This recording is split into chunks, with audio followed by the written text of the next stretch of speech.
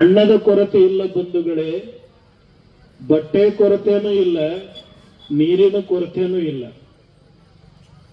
ಯಾಕಂತ ಕೇಳಿದ್ರೆ ಅವತ್ತು ಎಲ್ಲಾದ್ರೂ ನೀರು ಕುಡಿಬೇಕಂದ್ರೆ ಬಾವಿ ಅಗದ ಹಳದಾಗೋ ಹೊಳಿಗೋ ನೀರು ತಂದು ಕುಡಿದ ಪ್ರೆಷ ಹಾರಿಸ್ಕೊತಿದ್ದೀವಿ.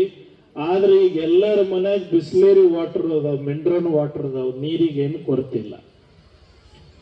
ಇನ್ನ ಬಟ್ಟೆ ವಿಚಾರಕ್ಕೆ ಬಂದ್ರೆ ಬಹುತೇಕ ಬೇಗ ಹರಿದು ಹೋಗೋ ಬಟ್ಟೆಗೆನ ಬಹಳ ಬೆಲೆ ಅದಾವ. ಒಂದ್ ಕಡೆ ಮನುಷ್ಯನ ಕುಡಿಸಿದ್ರೆ ಆ ಮನುಷ್ಯನ 4 ಪಟ್ಟು ಅರಿವುಗಳೇ ಅರಿವಿ ಕೊರತೆ ಇಲ್ಲ.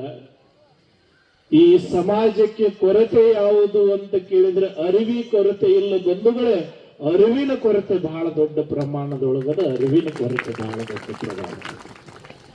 ಬಹುತೇಕ ಆರೋಗ್ಯ ಹಸಿಗೆಟ್ಟರೆ ಒಳ್ಳೆ ಆಸ್ಪತ್ರೆಗಳದಾವ, ಆರ್ಥಿಕತೆ ಹಸಿಗೆಟ್ಟರೆ ಒಳ್ಳೆ ಉದ್ಯೋಗಗಳದಾವ. ಹೊಟ್ಟೆ ಬಹಳ ಹಸಿವಾಯ್ತಂದ್ರೆ ನಿಮಗೆ ತಿನ್ಲಿಕ್ಕೆ ಹೋಟೆಲ್ಗಳದಾವ. ಶಿಕ್ಷಣ ಕಲಿಬೇಕಂದ್ರೆ ಇಂಟರ್ನ್ಯಾಷನಲ್ ಸ್ಕೂಲ್ಗಳದಾವ.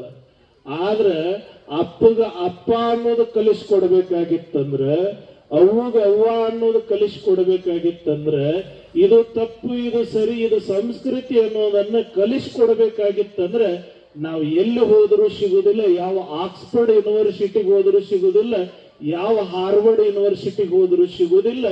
ಸಂಸ್ಕಾರ ಅನ್ನೋದು ಸಿಗಬೇಕಾಗಿತ್ತಂದ್ರೆ ಈ ಕನ್ನಡ ನಾಡಿನೊಳಗೆ ಮಠಗಳಿಗೆ ಬರಬೇಕು ವಿನಃ ಎಲ್ಲಿ ಹೋದರೂ ಸಿಗೋದಿಲ್ಲ.